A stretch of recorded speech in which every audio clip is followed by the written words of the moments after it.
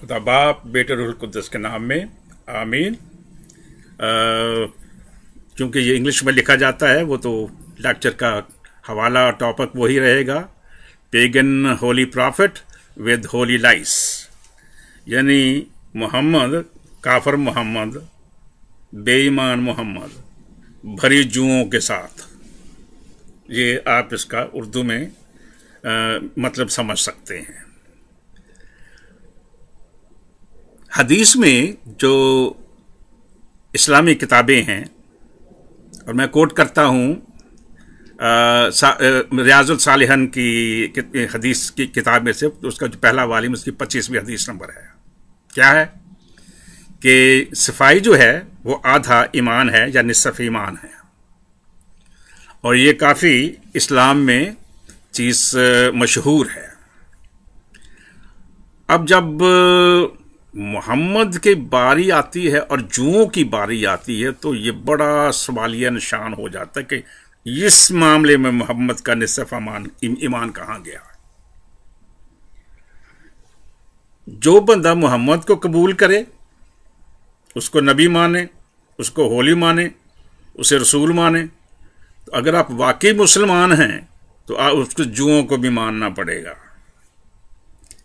अगर तो सैमी सैमचिन या EICM या कोई क्रिश्चन कहता है कि उसमें जुएं, फिर आप हमारे ऊपर बहतान लगाएं कि आप गलत कहते हैं। लेकिन अगर आपकी अपनी किताब कह दे कि उसमें जुएं थीं, तो फिर आपको मानना होगा।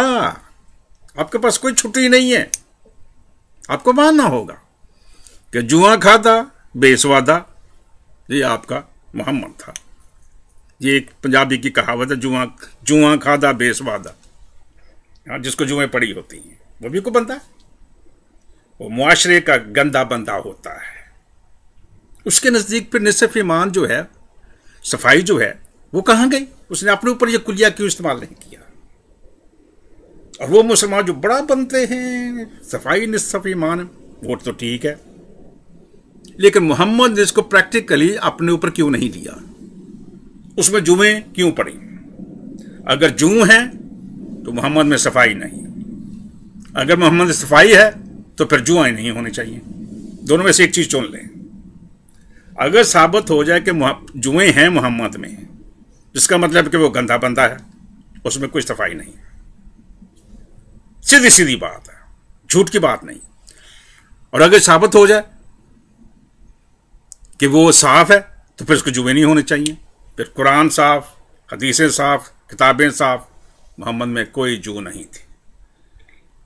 इससे पेशतर हम आगे जाएं, पहले आप क्लिप देखें और आपको पता लगेगा कि इस बंदे ने, जिस क्लिप में 5-6 हवाले दिए गए हैं, सब जुओं से मुतल्लिका है और मोहम्मद से मुतल्लिका है। और जू भी एक से खूबसूरत जू है जो मोहम्मद को पसंद थी, और उन्होंने मोहम्मद के सर को अपने कब्जे में ले रखा था, और वहाँ पे बड़े मज़े के साथ डांस करती फिरती थी। तवज्जो दें ज़रा।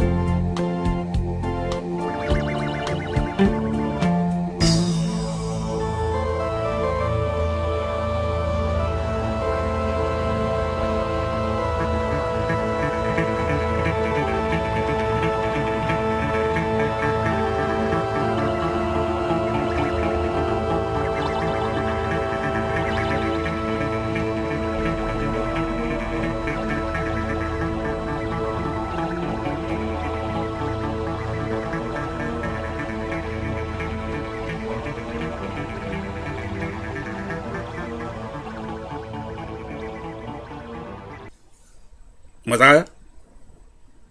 क्लिप देखी आपने? जुएं भी देखी हैं आपने? वाह, कैसी मज़ेदार रंग बिरंगी जुएं हैं, सेहतमंद हैं, हिम्मत वाली जुएं, हिम्मत वाली जुएं, हिम्मत वाले सर में मोहम्मद के, और सारी एक से एक जगह घूम रही। ये कैसे सोचते होंगे आप? मोहम्मद गया है बीवी के पास और साथ साथ खुरकी आ रही है, इधर भी खुरकन दिया, इधर भी खुरकन दिया, खुर खुर के पागल हो रहा है। जुआ थले डिगन डिया, कभी थलियों मारन दिया, कभी उतो मारन दिया। अगर जुए हैं तो अभी अपने क्लिप में साबित कर दिया 5-6 रेफरेंस के साथ कुछ भी जुए हैं मोहम्मद में। वो होली भी है, उसके होली होने की वजह से जुए भी होली बन गई। ये तवज्जो दे जरा, ये आपका होली प्रॉफिट है, और अभी अभी हम आपको साबित करेंगे रेफरेंस के साथ। अब मैंने पहले भी अभी ये बात कही थी, अगर मोहम्मद में साबित हो जाए कि उसमें जुए हैं, तो ये साबित करने में मुश्किल पेश नहीं आए कि मोहम्मद बहुत गंदा था। अगर ये साबित हो जाए कि उसमें जुए नहीं, फिर मोहम्मद साफ था। हम बरीउल ज़िम्मा, ये हमारा इसमें कोई अमल दखल नहीं है। हम सिर्फ आपको आपका किया धरा बताने वाले हैं, आपका शीशा दिखाने वाले हैं, दूध का दूध पानी का पानी करने वाले हैं, सच बताने वाले हैं। आपको गुस्सा नहीं करना चाहिए। हम सच्चे हैं, हम सच्चे खुदा के पुजारी हैं, हम इंसानों की कदर ज़रूर करते हैं, मुसलमानों को प्यार करते हैं, इस्लाम को नहीं। मुसलमानों को प्यार करते हैं, इस्लाम को नहीं। मोहम्मद ने मुसलमानों को मिसलीड किया हुआ है। बताया था ना मेरे एक पुराना जो मेरे मैसेज है, मोहम्मद की बीमारियां, वो देखें। और हमने फिर ये भी कहा थे मोहम्मद तो खुद मुसलमान ही नहीं था। मेरे प्रोग्राम आए हुए हैं, देखिए आप जरा। उसने ये ऐसा बंदा, उसने मुसलमानों को इस ऐसे चक्कर में डाला हुआ है गंभीर में कि मुसलमान इसके पीछे भी चलते हैं, लेकिन खुद वो अपने तमाशे करता है। अगर दूसरों को सफाई की तालीम देता है मोहम्मद और कहता है कि सफाई निस्ब ईमान है, तो फिर उसको जूं नहीं पड़नी चाहिए। अगर जूं पड़ जाती है, इसका मतलब है कि फिर ईमान वाला मसला खराब हो गया। जुएं क्यों पड़ती हैं? एक आम जो ऑब्जर्वेशन है या एनालिसिस है या लोगों की समझ में बात आती है कि जूं उसको पड़ेगी जो सबसे गंदा बंदा होगा, उसका डेली रूटीन जो है रहने की, गंदी से गंदी, जिसमें जो बदबू के जो मरगोले उठने चाहिए अंदर से, जिस्म में से, कपड़ों के नीचे, साफ ही नहीं है, मसाम साफ नहीं है। जब पसीना आता तो मसाम गंदे होते हैं और उनकी वजह से जुएं पड़ती, जुएं तो पड़ेंगी। दूसरा बंदा या दूसरा पॉइंट, जो नहाएगा नहीं उसको जुएं पड़ेंगे। हाँ, ये क्लेम है इस्लाम के मोहम्मद तो गुस्ल करता था, तो फिर आप अपने मुंह पे चांटा मारिएगा, अगर गुस्ल करता था फिर जुएं क्यों पड़ी उसको? जुएं पड़ने की वजह क्या थी? ये इसको आप सोचें जरा। अब आपकी एक हदीस है, पहला वालियम बुखारी का 267 हदीस नंबर और 271 है, 2 हदीसें हैं और भी हैं। उनके मुताबिक ये है कि मोहम्मद जब अपनी बीवियों के साथ सोने के लिए जाता था ना, तो बड़ा तैयार शोर होकर, अपने तो नहाता नहीं था, बस तैयार शोर होकर जाता था, स्प्रे कर के तो चला जाता। एक बीवी के पास नहीं, सारी 5, 7, 10, 12, 15, 24 जितनी बीवी थी उसकी, हर बीवी के पास जाता था, सिर्फ स्प्रे, एक ही दफा स्प्रे लगाता था, सब बीवियों के पास जाता था, नहाता बिल्कुल नहीं था। अब बीवियां इस चक्कर में धोखे में रहती थी कि शायद ये गुस्ल करके है, साफ है, नफीस है, लेकिन वो भूल जाते थे ये तो खाली खुशबू लगा के आ गया। और गलती से सुने, गलती से ये बात रैकेट में आई हुई है कि वो सिर्फ एक दफा खुशबू लगाता था। या तो रैकेट में ये आए, हर बीवी के पास जाता था, वापस आता था, नहाता था, गुस्ल करता था, कपड़े चेंज करता था, दूसरे के पास जाता था, फिर तो बात हुई। गलती से इस्लाम में रैकेट ये आ गया है कि एक ही खुशबू लगाता था मोहम्मद एक ही दफा, और सारी बीवियों के साथ सेक्स करता था, नहाता फिर भी नहीं था। तवज्जो दें जरा, ये तुम्हारा मोहम्मद है, ये तुम्हारी करतूत है, ये तुम्हारी औकात है, ये तुम्हारा नबी है, ये तुम्हारा काफर नबी है। ये क्या सिखाएंगे दूसरों को? क्या सिखाएंगे आप? बड़े बनते मोहम्मद मोहम्मद मोहम्मद मोहम्मद मोहम्मद, जुआ मारा। अगर आप इस्लामी इंसाइक्लोपीडिया के सफ़े पे जाएं तो मैं आपको पहले, ये है आपका इस्लामी इंसाइक्लोपीडिया, और इसके सफ़ा ये मुंशी महबूब आलम का है, ये मुंशी महबूब आलम, और इसके सफ़ा 208 पे। अब आपकी तबीयत साफ़ करता हूँ मैं रेफरेंस के साथ। आप कहते होंगे कि या ये सैमी सैमसन जो हमारी तबीयत साफ़ करता रहता है। अब मुसलमान कह रहे हैं ना आपके कि कोई जवाब दो इसको, तो एक दो कई उठते हैं, इधर उधर की बातें करते हैं, सस्ती सी बड़ी फजूल किस्म की, और आके कहे हमने सैमी सैमसन को हरा दिया है, हमने सैमी सैमसन को हरा दिया है। अकल की बात करो, अभी सुनो तो फिर आपकी तबीयत साफ हो जाएगी। जी, सफ़ा कौन सा ये? 208 सफ़े पे है ये। उल मोमिनीन ने यह भी कहा, जी क्या कहा? कि वो आदमियों में से एक आदमी थे, ये मोहम्मद के बारे बात हो रही है, अपने कपड़ों की जुएं आप चुनते। ये है, दोबारा पढ़ दीजिए, अपने कपड़ों की जुएं आप चुनते। जी फिर से बोल दे, अभी किसी को समझ नहीं आई है। अपने कपड़ों की जुएं आप चुनते। एक दफा आखिरी दफा फिर पढ़ दें जरा, अपने कपड़ों की जुएं आप चुनते। ये है तुम्हारा मोहम्मद, गंदों का गंदा।